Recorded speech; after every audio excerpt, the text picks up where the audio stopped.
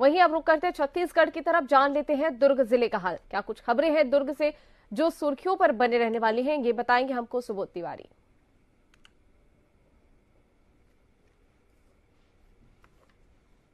जी सुबोध, दुर्ग जिले की अगर बात की जाए तो क्या कुछ खबरें हैं दिन भर जिस पर हमारी नजर बने रहने वाली है?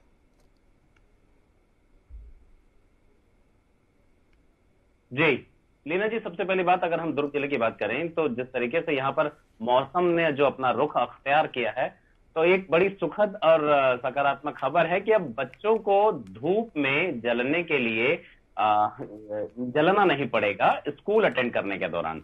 जी हाँ, अब मात्र सुबह 7 बजे से 11 बजे तक ही कक्षाएं लगेंगी और दूसरी पाली में 11 बजे से लेकर 2 से 3 बजे तक कक्षाएं लगेंगी।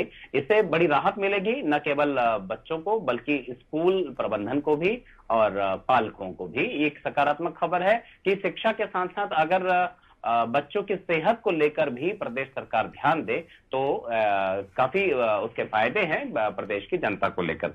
दूसरी दूसरी बड़ी खबर है एक लीना जी, जिसके बारे में मैं बात करना चाहूंगा कि जो निगम आयुक्त हैं, डायरेक्टर इंचार्ज हैं, और जो 20 अप्रैल को यानी कि आज शाम उनकी 5 बजे भिलाई निवास में एक बड़ी बैठक है। इस बड़ी बैठक में एक उच्च स्तरीय बैठक कही जा सकती है और इस उच्च स्तरीय बैठक में नियमितीकरण को लेकर, जो कि टाउनशिप में लोग रहते हैं, भिलाई इस्पात संयंत्र का टाउनशिप है और 18,000 जो स्थायी नियमित कर्मचारी हैं वो अपने परिवार सहित टाउनशिप में रहते हैं और भिलाई इस्पात संयंत्र के द्वारा निर्मित इस टाउनशिप को कई जगहों पर कई लोगों को लीज पे दिया गया है और अभी तक वो जो लीज लिए हैं वो फ्री होल्ड नहीं हो सकता। तो लीज नवीनीकरण को लेकर और जो उन्होंने अलग से अतिक्रमण कहें या अवैध कब्जा कहें, उसके नियमितीकरण को लेकर एक बड़ी बैठक होने वाली है। और साथ ही टाउनशिप में सफाई व्यवस्था जो कि बंद पड़ी है, जी हाँ, टाउनशिप में सफाई व्यवस्था बंद पड़ी है,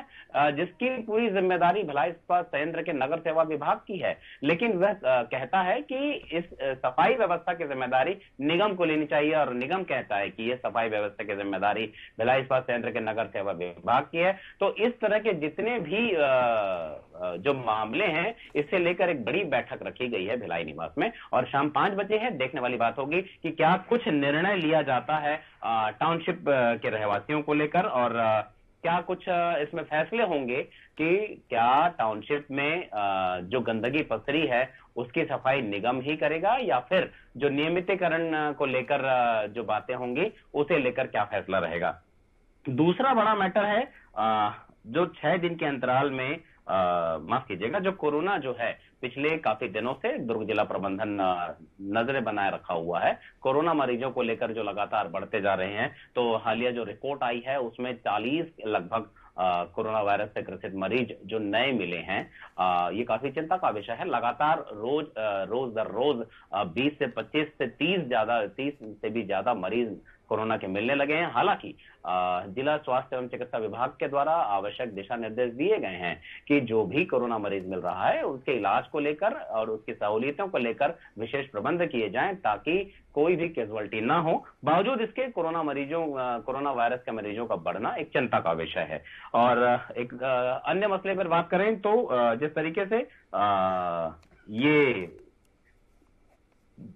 माफ कीजिएगा, जिस तरीके से निगम आयुक्त और डायरेक्टर इंचार्ज जो 27 बिंदुओं पर एक बैठक लेने वाले हैं, वो एक बैठक इसलिए भी अहम कही जा रही है क्योंकि भिलाई इस्पात संयंत्र का जो टाउनशिप है वहां पर जो हजारों की संख्या में लोग रहते हैं, वो केवल नियमितीकरण और सफाई को लेकर परेशान नहीं है, वो चिकित्सा सुविधा को लेकर भी परेशान है।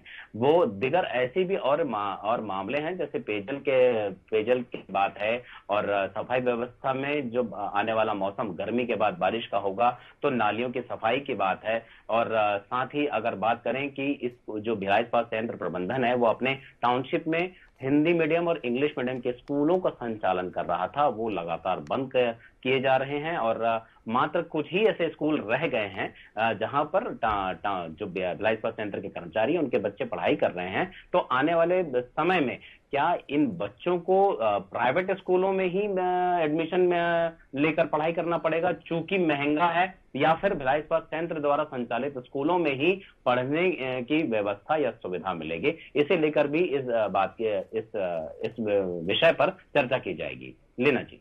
सुबोध, देखा जाए तो मौसम के मद्देनजर जिस तरह से स्कूलों के टाइम को लेकर परिवर्तन किया गया, मुख्यमंत्री ने जानकारी भी ट्विटर के जरिए साझा की, तो ऐसे में ये जो आदेश है वो निजी और सरकारी दोनों स्कूलों के लिए होगा। क्या कुछ जानकारी है? और साथ ही ये भी जानना चाहेंगे कि ये कब से एप्लीकेबल होगा?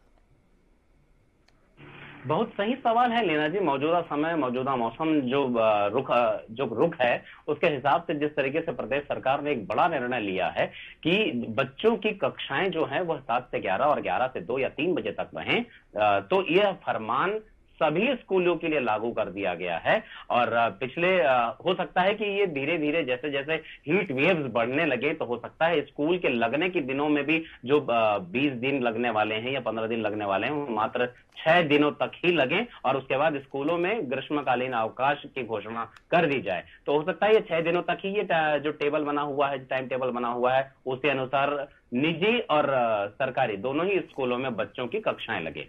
लेना जी। जी, चलिए, जुड़ने के लिए, तमाम जानकारी के लिए शुक्रिया सुबोध।